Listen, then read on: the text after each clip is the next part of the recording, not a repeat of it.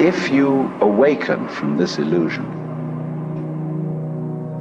and you understand that black implies white, self implies other,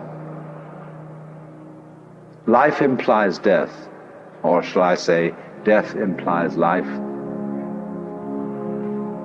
you can feel yourself not as a stranger in the world, not as something here on probation, not as something that has arrived here by fluke, but you can begin to feel your own existence as absolutely fundamental.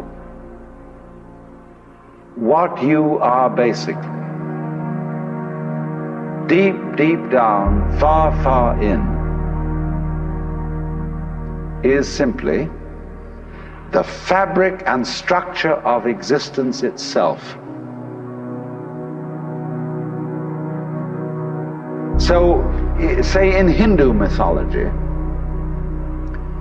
they say that the world is the drama of God.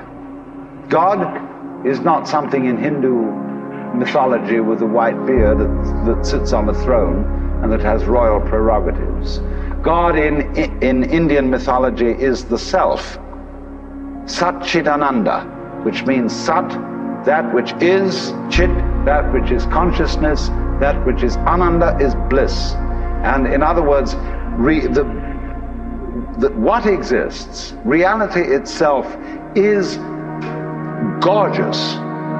It is the plenum, the fullness of total joy. Wow-wee. And all those stars, if you look out in the sky, as a firework display like you see on the 4th of July, which is a great occasion for celebration. The universe is a celebration. It is a firework show to celebrate that existence is. Wow-wee.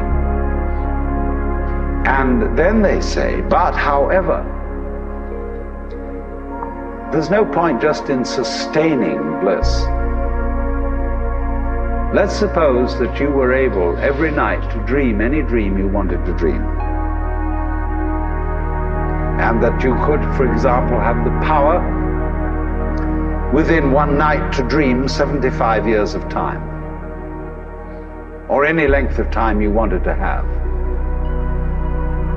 And you would naturally, as you began on this adventure of dreams, you would fulfill all your wishes. You would have every kind of pleasure you could conceive.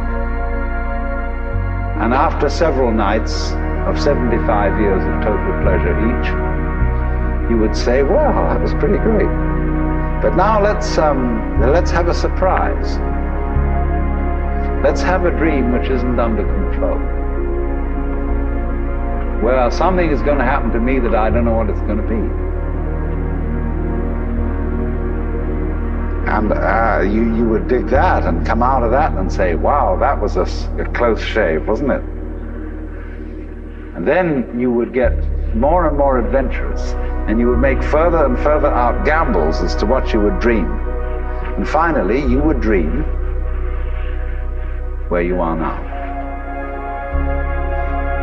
You would dream the dream of living the life that you are actually living today.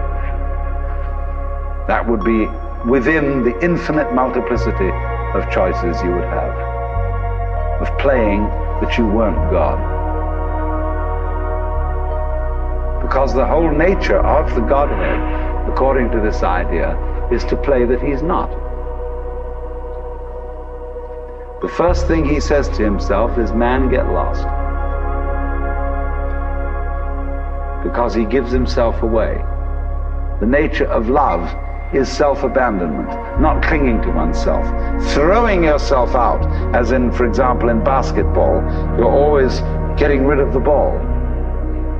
You say to the other fellow, have a ball, see? And that keeps things moving. That's the nature of life. So in this idea then, everybody is fundamentally the ultimate reality.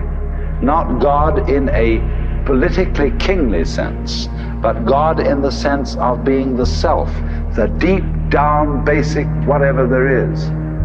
And you're all that. Only you're pretending you're not.